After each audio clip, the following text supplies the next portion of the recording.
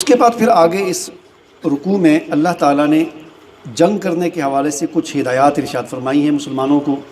اللہ تعالیٰ فرماتے ہیں کہ فَإِذَا لَقِيتُمُ الَّذِينَ كَفَرُوا، کہ مسلمانوں ایمان والو جب تمہاری ملاقات ہو، اِذَا لَقِيتُمُ الَّذِينَ كَفَرُوا، جب تمہاری ملاقات یعنی آمنا سامنا جنگ میں کافروں کے ساتھ ہو، فَضَرْبَ الرِّقَابِ، تو ان کی گردنیں مارو، حَتَّى اِذَا أَسْخَنْتُمُوهُمْ، یہاں تک کہ جب تم خوب اچھی طرح خون بہا لو، فَشُدُّ الْوَثَاقِ، تو پھر ان کو قیدیوں کو کس کر باندھو، یعنی جنگ خوب لڑو، اچھی طرح خوب جنگ لڑو، گردنیں مارو کافروں کی، اور خوب خون ریزی جب کر لو تو پھر باقی جو بچے کچے ہوں تو ان کو اچھی طرح کس کر باندھ لو، یعنی قیدی بنا دو۔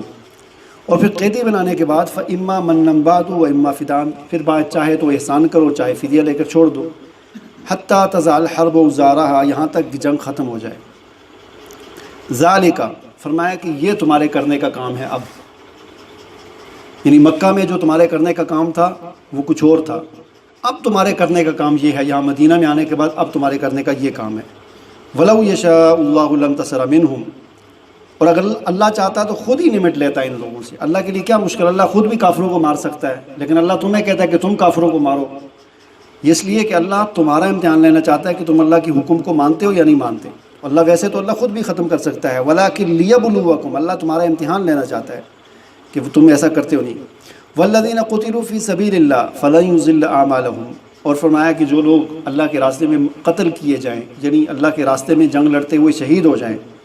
فَلَن يُضِلَّ أَعْمَالَهُمْ، ہرگز ان کے اعمال ضائع نہیں ہوں گے۔ سَيَهْدِيهِمْ وَيُصْلِحُ بَالَهُمْ، اللہ ان کے حال کو درست کرے گا۔ وَيُدْخِلُهُمُ الْجَنَّةَ عَرَّفَهَا لَهُمْ، اور اللہ ان کو اس جنت میں داخل کرائے گا جس کا ان کو اللہ نے تعارف کروا دیا ہے۔ یا ایھا الذین آمنوا ان تنصروا اللہ ینصرکم، اے ایمان والو اگر تم اللہ کی مدد کرو گے تو اللہ بھی تمہاری مدد کرے گا۔ ہم اللہ سے مدد مانگتے رہتے ہیں، یا اللہ ہماری مدد کر، ہمارا یا اللہ یہ مسئلہ حل کر، وہ مسئلہ حل کر۔ اللہ نے آسان چیز بتا دی، ان تنصروا اللہ ینصرکم، تم اللہ کی مدد کرو گے اللہ تمہاری مدد کرے گا۔ تو اللہ کی مدد کیا ہے کہ اللہ کے دین کا کام کرو۔ رسول اللہ صلی اللہ علیہ وسلم کی مدد کا حکم بھی ہمیں دیا گیا ہے سورہ اعراف میں، کہ رسول اللہ صلی اللہ علیہ وسلم کی مدد کرو، اے ایمان والو اللہ کے رسول صلی اللہ علیہ وسلم کی مدد کرو۔ رسول اللہ صلی اللہ علیہ وسلم کی مدد کیا ہے کہ جو رسول والا کام ہے وہ کرو۔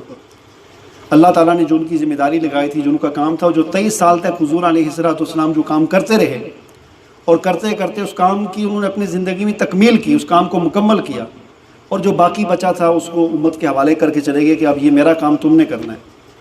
تو تم رسول کی مدد کرو، تم اللہ کی مدد کرو تو اللہ تمہاری بھی مدد کرے گا۔ اس کے بعد پھر اس سورہ مبارکہ میں اس بات کو بیان فرمایا گیا ہے کہ یہ جو کافر ہیں ان کی حالت تو ایسے ہے کہ جیسے جانور ہوتے ہیں کہ وہ چرتے رہتے ہیں،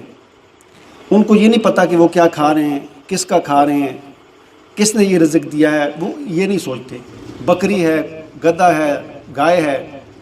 اس نے بس چرنا ہے، اس کے سامنے جو گھاس آئے گا اس نے وہ کھانا ہے، اس کو کیا پتہ ہے کہ یہ میرے مالک کا ہے یا میرے کسی اور کا ہے، یہ کس کی زمین ہے، یہ مجھے کھانا چاہیے نہیں کھانا چاہیے، میرے لیے حلال ہے حرام ہے، جانور کو کیا پتہ۔ اللہ تعالیٰ فرماتے ہیں کافروں کی یہی حالت ہے کہ وہ بس دنیا میں چرتے ہیں، کھاتے پیتے ہیں، وہ یہ نہیں سوچتے کیا جائز ہے کیا ناجائز ہے، کیا حلال ہے کیا حرام ہے، کیا اللہ کی حدود ہے، ان حدود سے باہر نہیں نکلنا۔ پھر اس کے بعد اللہ تعالیٰ نے جنت کی ایک مثال دی ہے، فرمایا کہ جنت کیسی ہے، فرمایا کہ مثل الجنت التی وعد المتقون، فرمایا کہ وہ جنت کے جس کا وعدہ متقین سے کیا جا رہا ہے، اس جنت کی مثال بیان کی جا رہی ہے۔ حقیقت میں وہ تو جب جائیں گے تو وہاں دیکھیں گے کہ وہ جنت کیسی ہوگی۔ ہمیں سمجھانے کے لیے اللہ تعالیٰ فرماتے ہیں کہ اس کی مثال ایسی ہے کہ فیہا انہار من ماء غیر آسن،